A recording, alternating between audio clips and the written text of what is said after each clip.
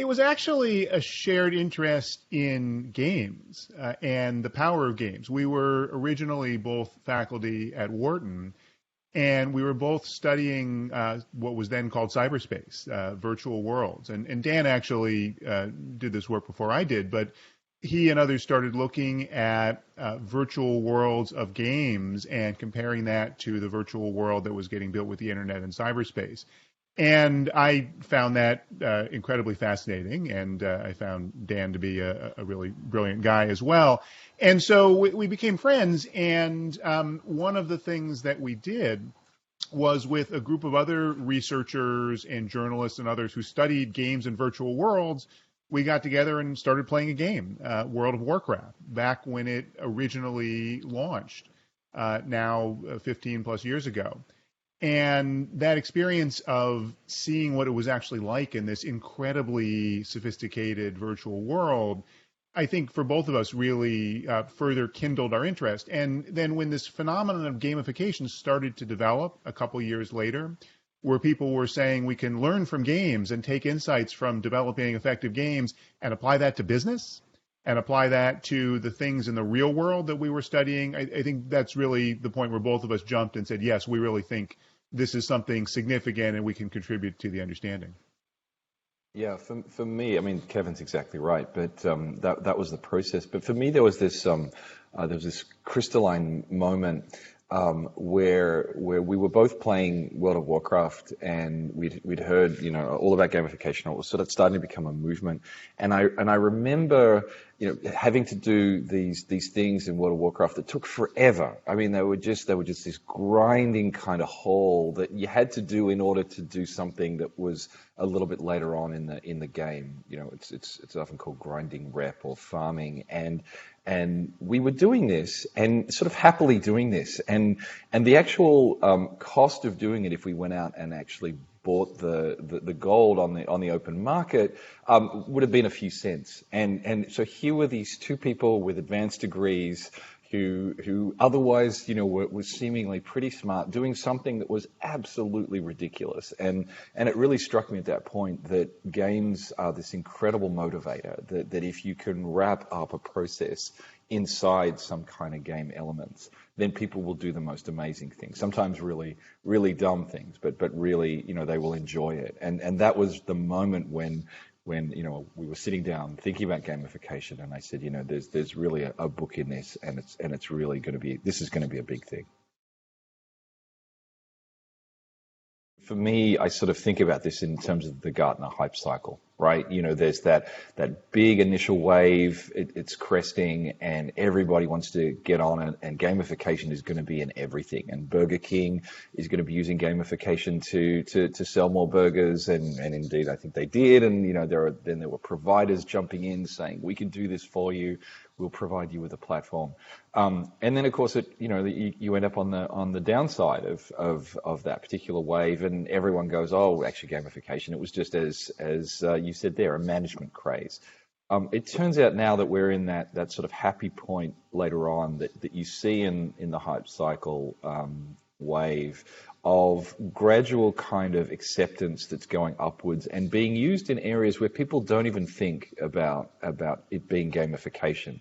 They're just thinking about how do you get people to do things. And so one of the really interesting things about this has been how we've ended up with people just doing this, implementing these kinds of systems without going, oh, we've got to put out a press release that is all about gamification. Now, we are the first with the latest, because it's not the latest anymore, but it's still really powerful.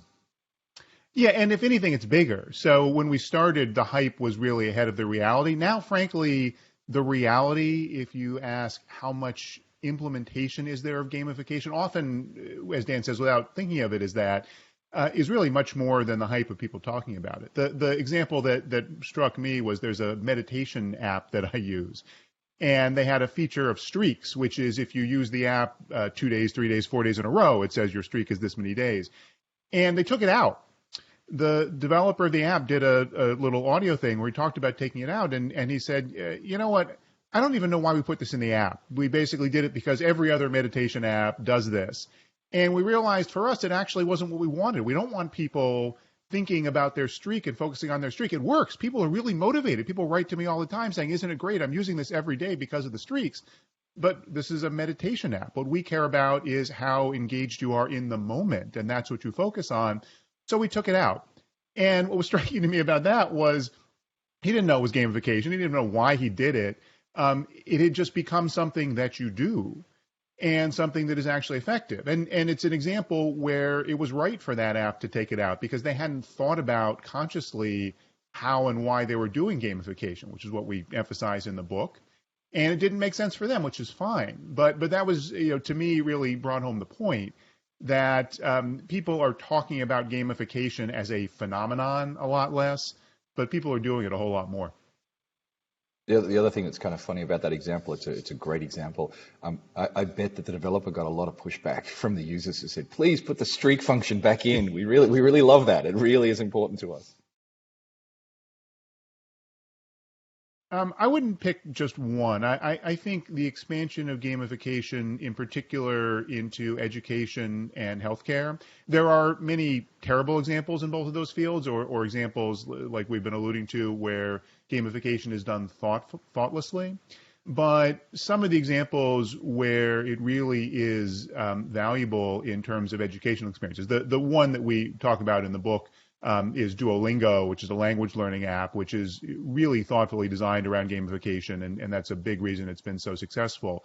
But we've seen the same thing in healthcare, where it's really changing people's lives on things like getting people to take their medicine. And we talk about a stroke rehabilitation company in the book that's based on gamification. So it's a really great thing, I say, as a business school professor, to talk about this as a technique to motivate people at work and a technique to help drive business metrics. But changing people's lives, that's a pretty important thing. Yeah, the one that stands out for me is Neofect, which we talk about in the book, which is a South Korean company which is doing rehabilitation of stroke patients by getting them to visualize moving their hands and doing things using games, right? And that's a really sophisticated use of gamification. So it's not just your points, badges, and leaderboards, which are great. They motivate people, and you see them in lots of different areas. But that's an example of, as Kevin says, really changing people's lives. Within health and fitness, it's almost impossible to find an app that doesn't have gamified elements, whether you're talking about Strava or Fitbit or any of these sorts of ones. And the rise of that and the movement of that throughout the entire industry, I think has made a huge change in people's fitness in aggregate, right? Any individual person might decide not to do it, but a little bit of motivation that gets someone across the line to actually exercise in healthcare terms for society is a really huge thing. So I definitely agree with Kevin around healthcare and education is where we see it the most. Well, they should read the book to start with and be aware of the issues. I see this is the inevitable downside that you get with any of the types of technologies, digital technologies that we see these days. The techlash that we see in relation to Facebook and Google and the current hullabaloo about TikTok and so on. There's always going to be some kind of negative that gets generated by the widespread adoption of these sorts of technologies, just because they change people's lives really dramatically. So the thing that's, I guess, the one main principle, the lesson that I think the developers, people who are doing this should be thinking about is to say, this is a big change in people's lives. This can motivate people in really, really significant ways. And that's great for business. That's great for the outcomes that you're looking for. But it can have some really serious implications in their lives. And so just as we have to bring ethical precepts to the way in which we design technology like social media, then we have to bring those same sort of ethical principles to gamification, because the downside can be really pretty significant. And so just because you can do it doesn't mean you should do it. And just because people will use these gamified approaches and do the things that you want them to do, that doesn't mean that you should be doing that. And that's the sort of care and responsibility that we all need to take in relation to any of these sorts of approaches. Yeah, it was something striking when we went back to do the update of the book and looked at what we had written something like 8 or 9 years ago when we originally put it together. We were talking about these issues back then. We were talking about very explicitly the need to be concerned about ethical and other problems with gamification. We've put a lot more in the book because it's an even bigger concern now, but it was there at the beginning. And it's also really embedded in all of the structures in the book for how to do effective gamification. We talk a lot about thinking about players, that if you think about what the goals of your gamified system are, if you just sort of assume, well, our goal is to just get people to trade more because we make more money on our exchange if people trade more, and you don't talk about the users or in a game context, the players, then there's always a danger that you're going to manipulate them, that you're going to create something like that tragic Robinhood trading example where someone loved the game so much that it drove them to suicide. If you focus in on what's in the interest of the players and you can truly say to yourself, I am building this as something that helps them get to where they wanted to go anyway, then you are much less at risk of those kinds of ethical failings. And so the kind of structures that we provide in the book, and again, a lot of the book is very practical how-to guidance that we've updated in the new edition, then I think that's really going to be a way to avoid sliding into some of these manipulative activities. There are 6 steps, and they all start with the letter D, so it's sometimes called the D6 framework. The basic notion here is don't just jump in and build something. Start with defining what your objectives are. What are you trying to do with the gamification? Then delineate target behaviors. What is it specifically that you want the players of the system to do? Then describe your players. Think about and structure the categories of people who are using this. What exactly is going to motivate different categories of your users? Then the fourth one is devise what we call activity cycles. What are the feedback loops that drive the actual progress of that gamified system? The next one is don't forget the fun. Because one thing we found is that people can get so focused on the structure and the process that they build something that people don't actually want to play. So step back and say, is this fun? Is this something that's really engaging? And then only after you do the first 5, the 6th one is deploy. Pick the appropriate tools and actually go and build it.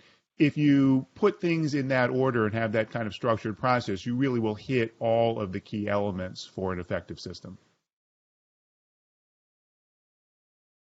So I created one of the first MOOCs, and it's still running. Over 500,000 people around the world have signed up for it. And there was a recent spike when everyone went into lockdown around the world with COVID-19. There were tens of thousands of people who signed up for my MOOC as well as other MOOCs because they were stuck at home. And I had to stop reading the emails and the success stories that people posted because it was just overwhelming. You have so many people finding ways to change their life, to change their business, to structure what they're doing based on these techniques. And so that's tremendously gratifying. I wasn't thinking about gamifying it when I built the MOOC, but when I look back at what I did almost by accident I realized that it actually matched up quite accurately with what we talk about in the book. And the point is that gamification doesn't have to be about what we call PBLs, the points, badges, and leaderboards. There's no little rewards you get for getting a certain number of points in the MOOC, and that's not how I teach as well.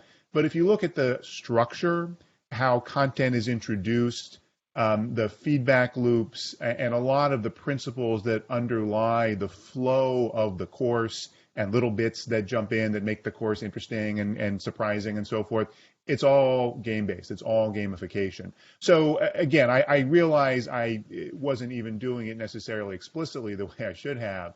But for me, it reinforced that you can think about gamification in lots of different ways once you understand what the basic game design principles are.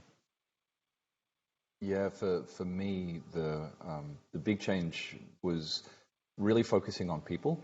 So when I started out in this particular journey, it was about, okay, gamification, this is a really cool tech, we can use this. And so The first startup I did out of education was explicitly a gamified learning app, right? So it pushed videos out. People would then answer questions. The students would engage with it, and then then they would get a series of rewards based upon all of the explicit gamification kind of principles that we outline in the book.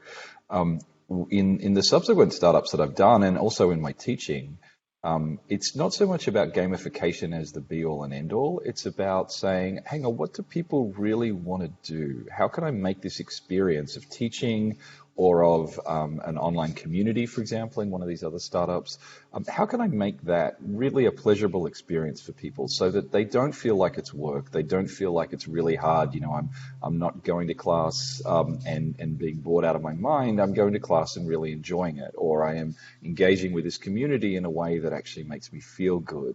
I don't explicitly gamify my classes. The startups I'm doing now are not explicitly about gamification, but they use those principles, and it's about people. It's about putting people first and saying, okay, if people really matter, then let me make this experience a really good one for them. And that's what we try to do in the book, where we give you the kinds of knowledge and content that allows you to start making those sorts of steps so that you can create really just wonderful, appealing experiences in a range of different areas. The one that I've always been really impressed by is something called Quest to Learn, which is a school in New York, partly because it's not the kind of simple gamification of points and leaderboards. It's really thinking deeply about what if we organize the entire curriculum and structure of a middle school and high school along the kinds of principles that we learn from games. And they've been able to show really wonderful results from doing that. So that one for me is striking just because of the comprehensiveness of implementing it as basically the foundational principle for the entire school. That's a great example. When you first asked the question, I was kind of a little taken aback because I'm trying to think, these really incredibly creative ones where people are reimagining the entire experience of whatever, healthcare, education by way of games. And in thinking about it, the one that I keep coming back to and just think, good God, that is just a beautiful system, is Duolingo. And the reason that Duolingo is so good is it's been created by geniuses of this sort of stuff, and we talk about that a little bit in the book. But what it actually is a series of gamification mechanics put together in a way that just works beautifully for a range of different sorts of users. So those people who really engage with narrative are handled there. The people really, will love it because of that. People who just love points and want to amass points because it's significant to them, that's the sort of thing that drives them, they've got that as well. And when you take the entire system together and build all of these things in this particular way, you look at it and go, okay, that actually is just gorgeously designed. It allows for lots of different user types, all of whom are different, and everyone is going out there and learning languages, and it's changed the lives of a huge number of people, particularly those who are seeking to learn English and take the test of English as a foreign language, in order to be able to study in the States or wherever it might be, and that's been something which is, I would say, probably the most impressive use of gamification that's out there at the moment. People matter. Right. Focus on the people. Never lose sight of that you are making people do things that otherwise they wouldn't do. So make sure that you do that responsibly, and that at the same time you make sure that they have fun.